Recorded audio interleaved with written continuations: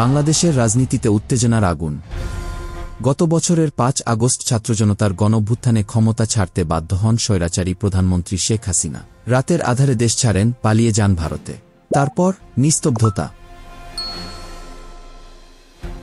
তার অবস্থান ঘিরে নয়াদিল্লির রহস্যময় নীরবতা। কিন্তু সম্প্রতি সেই নীরবতা ভেঙে ভারতে বসে ফেসবুক সহ বিভিন্ন মাধ্যমে বক্তব্য দিতে শুরু করেন হাসিনা। বিচার চাই, আমি দেশের জনগণের কাছে বিচার চাই, বলুন আপনারা, আমি কি আপনাদের কিছুই করিনি? ফলাফল, দেশজুড়ে নতুন উত্তেজনা। ৫ ফেব্রুয়ারি তার বক্তব্যের পর ঢাকা জ্বলছে ক্ষোভে। রাতারাতি বিক্ষোভকারীরা ধানমন্ডির ৩২ নম্বরের ঐতিহাসিক বাড়ি গুড়িয়ে দেয়। একে একে ঢাকা দিল্লির কূটনৈতিক সম্পর্ক আরও শীতল হতে থাকে। উভয় দেশের রাষ্ট্রদূতদের তলবপাল্টা তলবের ঘটনায় রাজনীতি আরও ঘোলাটে হয়ে ওঠে।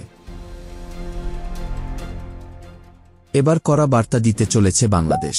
আগামী সপ্তাহে ওমানের রাজধানী মাস্কোটে ভারতের পররাষ্ট্রমন্ত্রী এস জয়শঙ্করের সঙ্গে বৈঠকে বসতে যাচ্ছেন বাংলাদেশের পররাষ্ট্র উপদেষ্টা তৌহিদ হোসেন।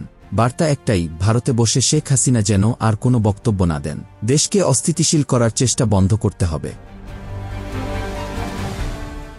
কূটনৈতিক চাপে ভারত, বাংলাদেশের পক্ষ থেকে প্রত্যর্পণ চুক্তির আওতায় শেখ হাসিনাকে ফেরত চাওয়ার পরিকল্পনাও রয়েছে। সীমান্ত সমস্যা, ভিসা, তিস্তা চুক্তির মতো ইস্যুগুলোর পাশাপাশি এজেন্ডার শীর্ষে থাকছে শেখ হাসিনার ফুল স্টপ।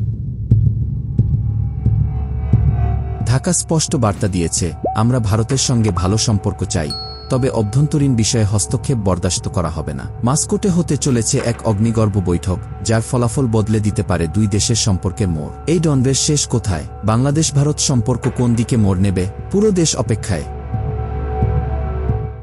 আমাদের সাথে থাকার জন্য আপনাকে অগণিত ধন্যবাদ। আপনারা যে ভালোবাসা এবং সমর্থন দিয়ে আমাদের এগিয়ে নিয়ে যাচ্ছেন, তার জন্য আমরা চিরকাল কৃতজ্ঞ। লাইভ নিউজে এক্সক্লুসিভ নিউজ পেতে চোখ রাখুন।